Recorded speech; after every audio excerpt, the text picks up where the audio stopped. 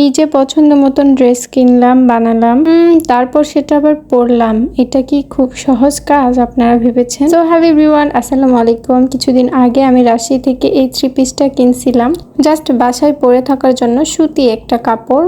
এই ড্রেসটা হঠাৎ আমি বাসায় আসার পর এটা সুন্দর করে কাটলাম, তারপর এটা আবার নিজে নিজে একা একা বানালাম। শুধু যে বানিয়ে রেখে দিব এরকমও না, বানানোর পরই আমি এটা পরেছি। আর আমাকে এই ড্রেস পরে কেমন লাগছে অবশ্যই সবাই কমেন্টে জানাবেন। তো ভিউয়ার্স, কেমন আছেন আপনারা সবাই? আপনাদের কি অবস্থা? চলে এসেছি নতুন আবার একটা ব্লগ ভিডিও নিয়ে। আপনারা কি ভেবেছেন জামা কাটা, জামা সেলাই করা কি এত সহজই কাজ? আপনারা ভিডিওতে যেটুকু দেখেন এটুকুই, কিন্তু এটার পিছনে অনেক স্টোরি আছে, সেটা বলবো। তার আগে চলুন, আমার কতগুলো ড্রেস পরে গেছে মানে সেলাই করা হয়নি। এখানে আমার ড্রেস আছে, আমার দাদির আছে, আমার প্রায় 3 সেট আছে।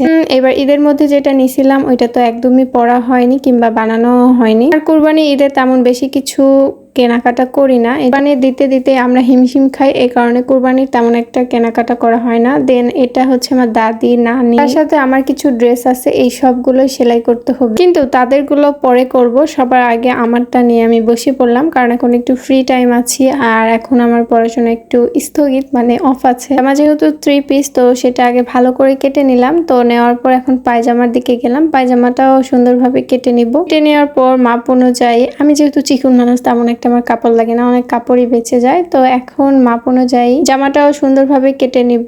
জামা কাপড় কাটতে কিন্তু আমার বেশি সময় লাগে না, সেলাই করতে বেশি একটু সময় লাগে, মানে জামা সেলাই করতে একটু বেশি টাইম লাগে, কিন্তু পায়জামা টাইজামা এগুলো সেলাই করতে তেমন বেশি সময় লাগে না। জামা কাপড় কাটাকাটি করার পরে তো আমি শুরু করে দিলাম সেলাই করতে, কারণ এই জামা আমার না পরলে মনে হয় হবেই না, এরকম একটা অবস্থা। নতুন জিনিস কেনাকাটা করলে কিন্তু আমি সেটা বানাবো, তারপর পরবো, আর না পরলে কিন্তু আমার মনে শান্তি হয় না। এই কারণে আমি ভাবছিলাম খুবই জলদি আর খুবই দ্রুত আমি কাপড়টা সেলাই করবো। কিন্তু মুখ দিয়ে বললেই হবে বলেন তো? কালকে এই জামাটা আমি সেলাই করছিলাম, বাট আজকে যেহেতু সকাল থেকে অনেক বেশি বৃষ্টি হচ্ছিল, তাই পরার সুযোগ কিংবা সময় পাচ্ছিলাম না। কিন্তু হঠাৎ করে দেখলাম সুন্দর আগ মুহূর্ত বৃষ্টি নাই, কারণ বৃষ্টিতে আমার আবার ভিজলে অসুখ হবে। তো বৃষ্টি নাই, এই কারণে আমি ভাবলাম যে না, এখন এই ড্রেসটা পরে আপনাদের একটু দেখাই কেমন লাগতেছে আমাকে। এটা কিন্তু আমার কালকে সেলাই করা শেষ হয়ে গেছিল, তো আজকে এটা পরলাম। আর জামার কাপড় সেলাই করতে ভালোই লাগে। প্রথম একটু ভয় পাইছিলাম, প্রথম জামা কাপড় সেলাই করতে অনেক বেশি কষ্ট হচ্ছিল, কারণ কোনো কিছুই বুঝতে পারতেছিলাম না, কিন্তু এখন অনেক বেশি সহজ আর ইজি লাগে।